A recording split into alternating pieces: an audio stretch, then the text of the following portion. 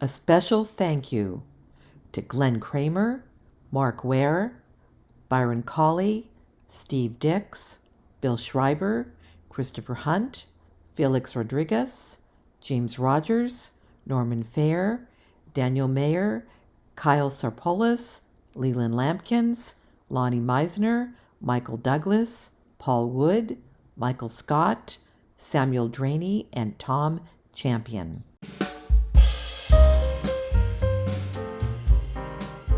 So here it is, Monday. It's towards the end of the day. I've been working on this all day. Of course, you know, it's not glued together. It's just taped together. And you can see these windows here really work well. A lot of people were putting a light directly under this. It's a cutout I had to make in the hole to get light to come up and illuminate these windows. But just the light from the strip lights inside are bright enough that they light that up just fine. And of course, there's this little bright light that goes here. There's controversy about if there's a blinking one under here or not, but I'm running out of room to run cables down here. And I know, why don't you put the board inside of the saucer section? Then you don't have to have all those cables coming down. Well, that's all very well and fine, but you know, if something ever goes wrong, we're gonna have to rip this baby apart, and I do not want to do that. And as you can see, we got all the lights are working great. There's the deflector dish. So tomorrow what I got to do is put in the nav lights on this. And there's one that blinks on top here. I believe it goes right about there. Yeah, right there in that little spot right there. Yeah,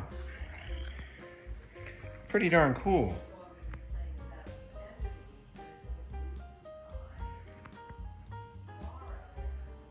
So this is going to be a lot better than I thought. And, you know, I looked at Boyd Compton's build, and boy, he did a great job on that.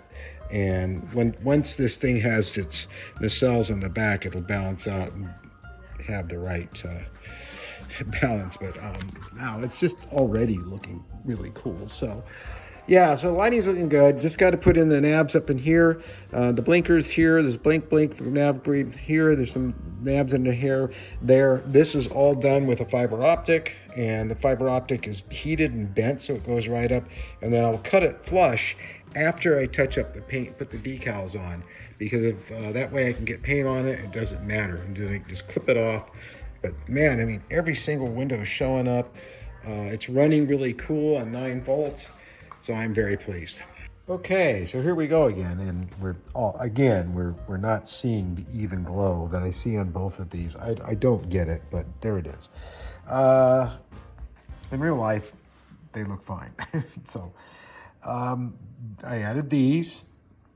They were supposed to be there, and I almost missed them. We got both strobes blinking nice and bright. So I think we're really good. The lens covers are in, so that's really nice. And these are glued shut. I have little parts that have to go back in here. I'm missing one of them. I'm not sure what happened, but I'm sure it'll turn up somewhere. And yeah, it looks great. I'm going to turn on some lights so you can see what it looks like with lighting on.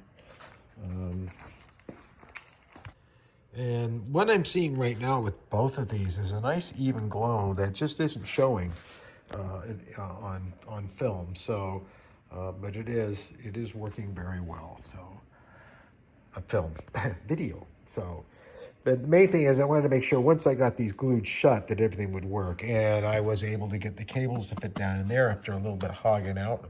Got to do a little bit on this side too. And they closed very well. So we're off to the races with the nacelles. So as you can see here, you got gaps in there. They're not terrible, but you can see the light leaks. Now look at this one. Gone. Down this end too. Gone. And that's because I'm using Tamiya putty to fill in those cracks. And this stuff works so well, I can just scrape it right in there. Of course, I'm gonna have to go back over and touch up everything, but that's really not a problem. Whew, what a week. Well, yesterday we kind of stayed home. Neither one of us was feeling that well. Must have been something we ate. But back today, and I just finished getting all the last of the lights into this Enterprise E. When I say last of the lights, I mean all the lighting that I have to do, the wiring, all that stuff. And now what I have to do is connect everything. Lighting. Connect everything to the saucer, to the knee bone to the pylon bone, the pylon bone to the, yeah. Well, I have to connect the saucer to the engineering section to the pylons that have the nacelles on them. And here they are. You can see they're all in one piece.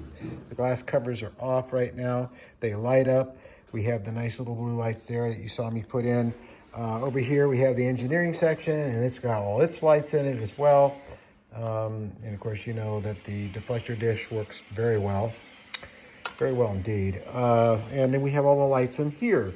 Now, I don't have the board hooked up to the board hooked up to the flashing nav lights and the anti-collision lights or strobe lights, but I do have, I thought I had everything hooked up. I gotta plug it in. Okay. But these are all the cables that have to be shortened, and then they will feed through here to this opening underneath here, which I'm probably going to open this up a lot more because there's nothing there other than support for this. And so I'll be able to feed these after they're shortened and connect them to what's in here and run them down here to all those cables. And those are all the cables that are going through here. It's quite a few, but I know a lot of people are shaking your heads, but I don't want that thing in here causing more heat. And if it has a problem, I got to rip the saucer section open to fix it after the fact. After the fact that the owners had the model for a while, and the board has a problem.